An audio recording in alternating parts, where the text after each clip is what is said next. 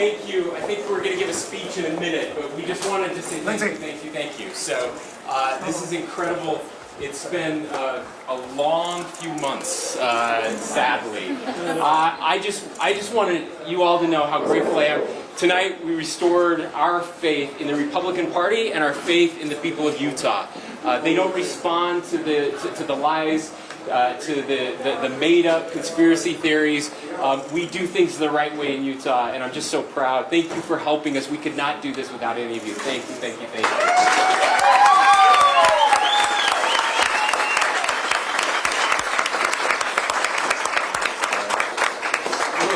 Where's Matt? Did we lose Matt? Matt was right over there. Matt? Are we? Is it? Matt made this happen. No, look, this is all the governor. Look, I do actually just want to say one thing. This governor really went out to make this state better. He lifted people up. When people were saying, don't go endorse some of these other candidates, when people were saying, don't do some of these things, the governor in our meeting said, no, we're going to do what's right and what we think is right for the state, and we're seeing that tonight. So I just want to publicly acknowledge that to everyone here, and I just want to thank the governor for his courage on that. And the lieutenant governor who's here with us as well. So we appreciate that. We just want to give a chance for everybody to connect with the governor, and then we'll do kind of a press scrum meeting over here behind the backdrop in just a few minutes. Do you want to do? Yeah. Let's go out here so that we've got more space. And then we can chat out there for a minute. Will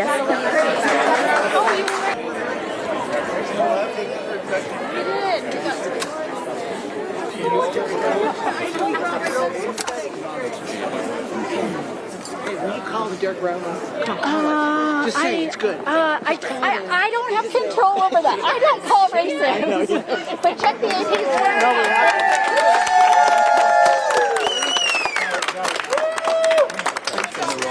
Sorry. I was thinking about things. I gotta get down for these photons. Yay. All right. It's too hard. Let's get the lieutenant governor up here. Lieutenant governor, come join us up here.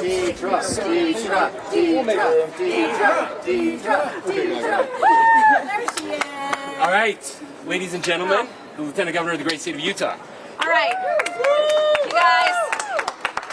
The last 4 years have been incredible. They've been incredibly difficult. We have overcome enormous challenges as a state. But I have to say, being a partner with Governor Spencer Cox has been an incredible privilege. There were a lot of times in the last 4 years that he and I looked at each other and said, this might cost us the election next time, but we don't care. We're going to do it because it's the right thing to do. And I can't tell you how that helped me sleep at night as a leader in the state of Utah, to know that we were making decisions, even hard decisions, because they were the right thing to do, even if they weren't maybe the popular thing to do. And I'm really grateful that the Republicans in the state of Utah have chosen to nominate us once again, and we're going to work really hard for the rest of the election season and win the votes of the rest of the people of the state of Utah. Yeah, thank you. Look, to all of our supporters here tonight, thank you so much for being here in the heat. Thank you for showing up. Thank you for knocking doors. Thank you for putting signs up. Thank you for talking to your neighbors and your friends. We have an incredible state. We are so lucky to be able to serve in these positions over the past 4 years, and we're really excited to get ready for November. I just want to say a couple things and thank a couple people. I have to thank my incredible wife, Abby, the First Lady of this state. She does more than most of you realize. She has done so much good in this state, and I'm so grateful for her. I'm proud of her. I love her. Thankful for my children who have put up with all of the nonsense and have been with us throughout all of this. These things are really hard on families, and it doesn't work unless you have a tremendous amount of support at home, and we're both lucky to have that incredible support. Gabe Henderson, the second gentleman who is here with us, incredible. Thank you, Gabe, for all that you do. We love you, my friend. I also want to thank my cabinet and senior staff. Look, sadly, elections become about memes and 280 characters on Twitter or X and Facebook posts. But the real work of governing happens every single day. And I'm here to tell you guys, we have the best cabinet and senior staff in the history of Utah and anywhere in the country right now. These people have all given up better jobs, higher pay to sacrifice, and Utah is the best run state in the nation for a reason. It's not because of me, it's not because of the Lieutenant Governor, it's because of these people who toil every day to do the hard things and get things done. Look, we try hard to do things the right way. We don't always get it right. I'm the first to admit that. But we believe that there is a better way to govern, that the way that our country is trending, the polarization that is out there is not healthy. The destruction of institutions, destroying trust in our neighbors, destroying trust in our fellow Americans, destroying trust in the institutions that have made us the greatest nation on earth and the greatest state in the nation is not healthy for any of us. So I'm proud that we rose above the fray, that we did it the right way. We did it without attacking. We did it without negativity. And I'm grateful that the people of Utah responded. You'll notice in our logo up here, we have a heart in the middle of that state. Look, I believe that you can, let me put it this way. I reject the notion that to be strong, you have to be mean. There is nothing conservative about tearing other people down. There is nothing conservative about destroying the institutions that make us a country. There is nothing conservative about treating our fellow Americans with contempt. I challenge the notion that we aren't the most conservative team in this race. We aren't the most populist team. That's for sure. But we are the most conservative team in this race. And it's those conservative values that has made Utah the greatest state in the nation. And we are proud of those conservative values. We're proud to stand as the nominees of the Republican Party. We look forward to a clean race as we move towards November. We look forward to winning in November. And we look forward to 4 more years of prosperity to the #1 state in the nation. Every governor thinks that. But U.S. News and World Report proved it, that we are, once again, 2 years in a row, the #1 state in the nation. Thank you to our volunteers, our friends and family. We love you so much. You make this state great. It's about you. We the people won this race, and we're proud of you. And with that, we're happy to take any questions. Governor, how much did those attacks from the right impact you as you campaigned? I want to be clear. Those attacks don't come from the right. Populism is not the right. Populism is not conservatism. And I wish the media would get this right. This is something different. But yes, negative campaigning works, or people wouldn't do it. It doesn't mean it's good.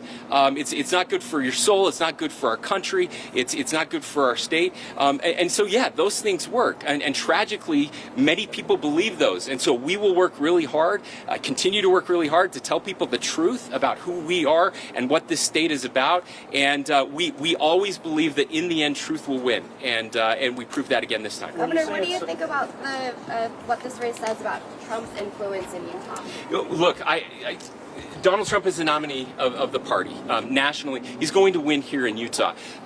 Again, I think, though, our Republican Party is different in Utah. Many Republicans will vote for Trump, and that's okay because that's the nominee, right? But I think what we've shown is, again, we're different.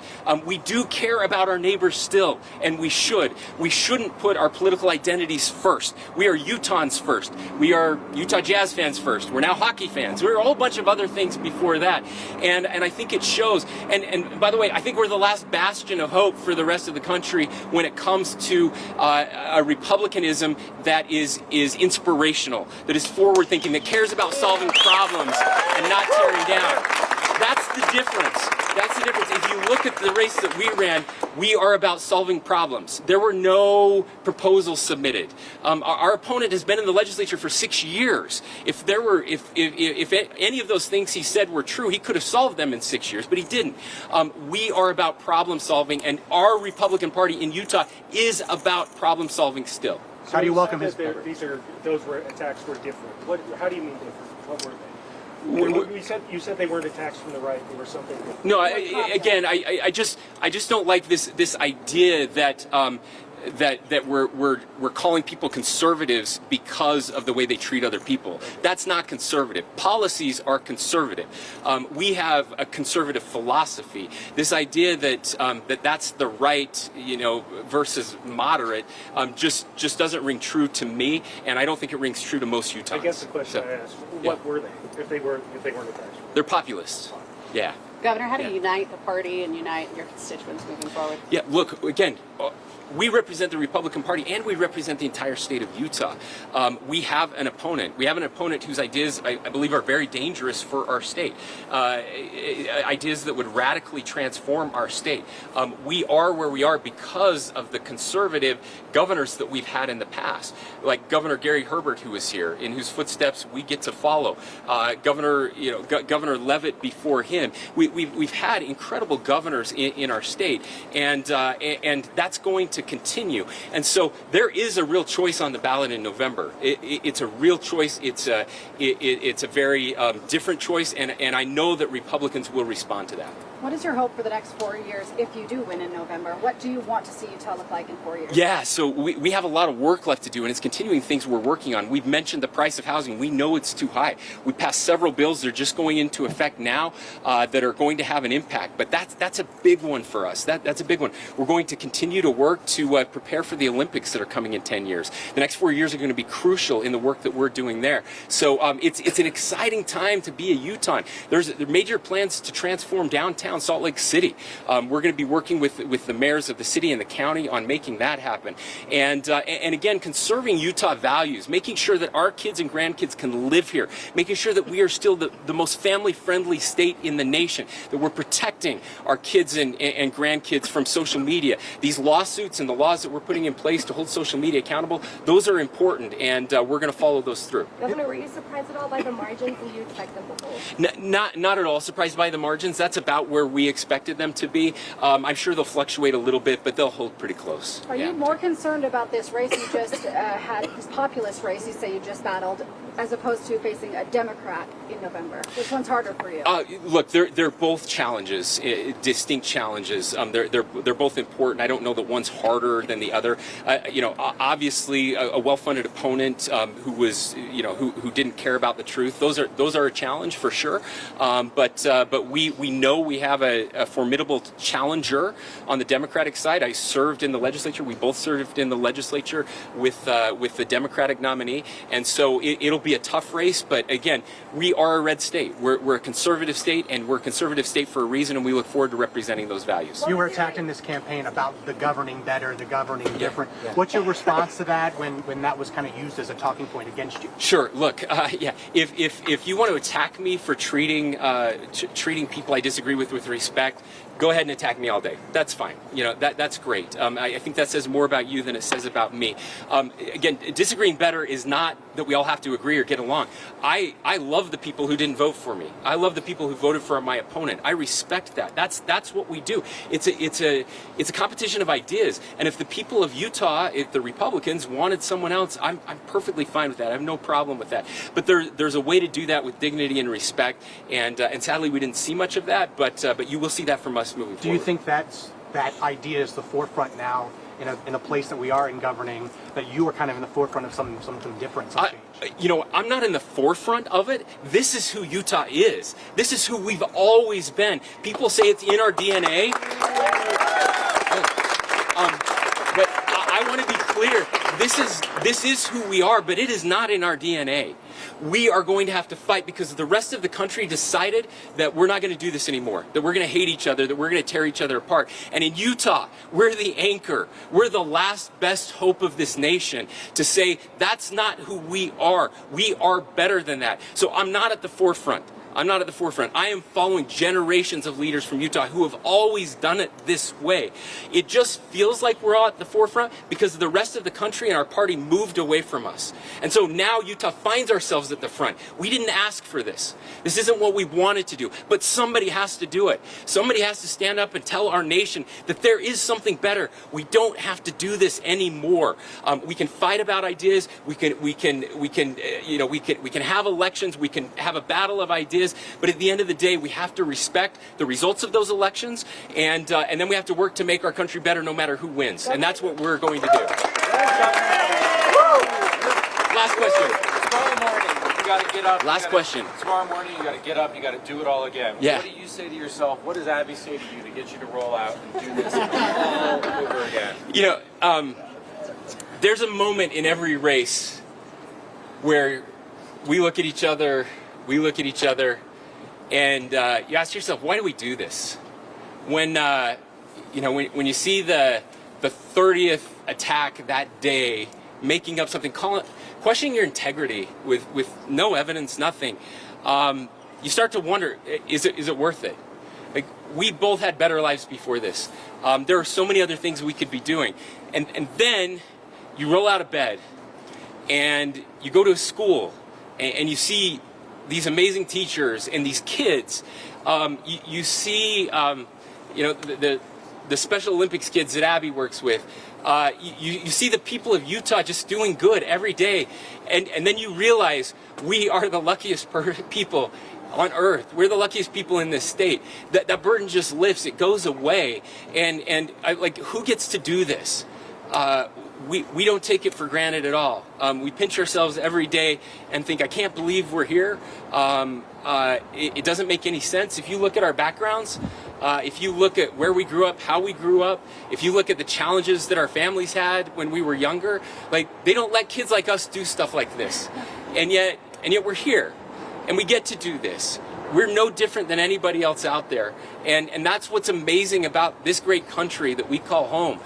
This land of liberty, the Declaration of Independence that says that we have these unalienable rights of life, liberty, and the pursuit of happiness. And we, the people, hold the power, and we get to decide who wields it. And you don't give it to kings. There isn't a lineage that it comes from. You can come from Sanpete County in Spanish Fork and still get to do this. And so, you guys, it's the privilege of a lifetime. We love you. We love this state, and we're so blessed to be here. God bless you all. Thank you for being here tonight. Thank you.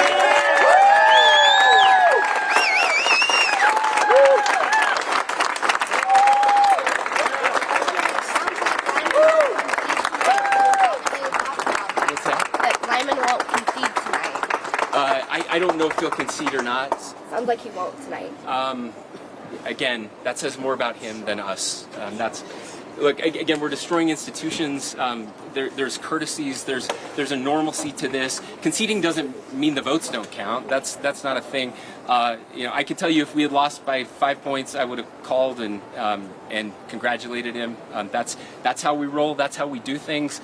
You know, look, before the debate, had a great conversation with him. I wished him well in the debate. I asked him how he was feeling. I told him to breathe. Because debates are hard, and I knew he hadn't done one before. The night he went to jail, I called his wife. We cried on the phone with each other for a half hour. I went to a fundraiser when he was going to jail to help him to pay his fine. You know, look, there's decency, and then there's whatever this is. And so, you know, I don't care if he concedes or not. It doesn't do anything to us or to me. That's totally up to him. Does he consider you a friend? I hope so, but you know, I certainly don't treat my friends the way that he's treated us. So thanks, guys.